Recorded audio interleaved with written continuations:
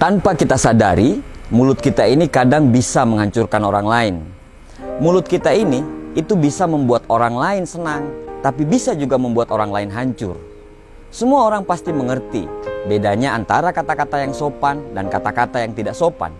Tapi tidak semua orang peka untuk memakai rasa terhadap kalimat yang dia ucapkan kepada orang-orang. Misalnya, kamu bertanya kepada temanmu yang kerja di toko, "Berapa gajimu sebulan kerja di toko itu?" Temanmu menjawab, 1,5 juta rupiah. Cuman 1,5 juta rupiah, sedikit sekali dia menghargai keringatmu. Apa cukup untuk memenuhi kebutuhan hidupmu? Sejak saat itu, temanmu jadi membenci pekerjaannya, lalu dia meminta kenaikan gaji kepada pemilik toko menolak dan mem-PHK dia. Kini, temanmu malah tidak berpenghasilan dan jadi pengangguran. Apa sumber masalahnya? Sumber masalahnya adalah omonganmu. Saat arisan, kamu bertanya kepada pemilik rumah, "Rumahmu ini apa tidak terlalu sempit? Bukannya anak-anakmu banyak ya?" Rumah yang tadinya terasa lapang, sejak saat kamu mengeluarkan kata-kata itu, mulai dirasa sempit oleh penghuninya. Ketenangan pun hilang saat keluarga itu mulai terbelit hutang, kala mencoba membeli rumah besar dengan cara kredit di bank. Apa sumber masalahnya? Sumber masalahnya adalah omonganmu. Ada saudara laki-laki bertanya pada kunjungan seminggu setelah adik perempuannya melahirkan, "Hadiah apa yang sudah diberikan suamimu kepadamu setelah melahirkan?" Adik perempuannya menjawab, "Tidak ada." Saudara laki-lakinya berkata lagi, "Masa sih? Apa engkau tidak berharga di sisinya? Aku bahkan sering memberi hadiah istriku walaupun tanpa alasan yang istimewa." Siang itu, ketika suaminya lelah pulang dari kantor, dia menemukan istrinya merajuk di rumah. Keduanya lalu terlibat pertengkaran, dan sebulan kemudian antara suami istri itu terjadi perceraian. Di mana sumber masalahnya? Dari kalimat sederhana yang diucapkan saudara laki-laki kepada adik perempuannya. Seorang bertanya kepada seorang kakek tua, "Berapa kali anakmu mengunjungimu dalam sebulan?" Si kakek menjawab, "Sebulan sekali." Yang bertanya menimpali lagi, "Wah, keterlaluan sekali anak-anakmu itu. Di usia senjamu ini seharusnya mereka mengunjungimu lebih sering." Akibatnya hati sang kakek menjadi sempit. Padahal tadinya ia amat rela terhadap anak-anaknya.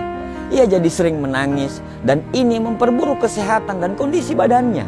Kawan, apa sebenarnya keuntungan yang didapat ketika bertanya seperti pertanyaan-pertanyaan di atas itu?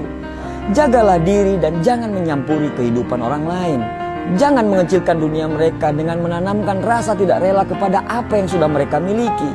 Tidak perlu mengkritisi masalah penghasilan, keluarga mereka, atau urusan pribadi mereka. Jaga mulutmu saat berbicara tentang masalah-masalah pribadi kepada orang. Mungkin bagi kamu, pendapat kamu benar, tapi belum tentu bagi orang lain. Mungkin bagi kamu benar, tapi mungkin bagi orang lain itu bisa menghancurkan dia. 1000 manusia, 1000 kehidupan, 1000 pikiran, 1000 hati, dan 1000 tindakan. Kita ini berbeda, tidak sama.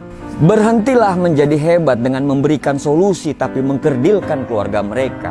Jaga omonganmu dan lebih baik diam daripada berkata-kata tapi hanya merendahkan martabat orang. Berusahalah untuk berpikir dahulu sebelum bicara. Jangan sampai kamu berbicara tanpa dipikirkan. Libatkanlah rasa dalam setiap omongan yang keluar dari mulutmu. Tidak usah menasehati orang yang belum punya anak bertahun-tahun dengan kalimat, "Kenapa belum punya anak? Kapan mau punya anak?" Siapa sih suami istri yang tidak pengen punya anak? Mereka mungkin sudah berusaha, tapi kalau Allah belum berkehendak, mereka bisa apa? Tidak usah menasehati orang untuk cepat punya pasangan kepada orang-orang yang sudah berusaha untuk punya pasangan dan belum dikaruniai pasangan. Jangan berbicara bahagiamu di depan temanmu yang lagi bersedih. Jangan berbicara ayahmu di depan temanmu yang tidak punya ayah. Jangan menceritakan ibumu di depan temanmu yang tidak punya ibu. Jangan menceritakan anakmu di depan temanmu yang tidak punya anak. Jangan menceritakan mampumu di depan orang yang kurang mampu. Jaga omonganmu, libatkanlah rasa. Karena omongan yang keluar dari mulut kamu adalah ukuran seberapa dalam kamu mendalami agamamu. Jaga tutur katamu, karena tutur katamu bisa membuat orang termotivasi atau malah menghancurkan orang lain. Kadang orang tidak perlu nasihatmu, mereka hanya butuh support dan doamu. Manusia yang baik adalah manusia yang selalu melibatkan rasa dan empati di tiap tutur kata mereka. Buat orang lain bahagia dengan menjaga martabat mereka. Buat orang lain senang dengan kata-kata yang bermakna dan penuh doa. Bahagialah melihat orang lain bahagia, dan bahagialah dengan membuat orang lain bahagia dengan tutur katamu.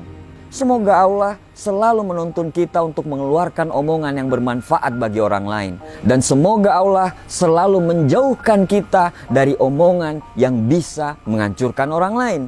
Jagalah kata-katamu. Terima kasih.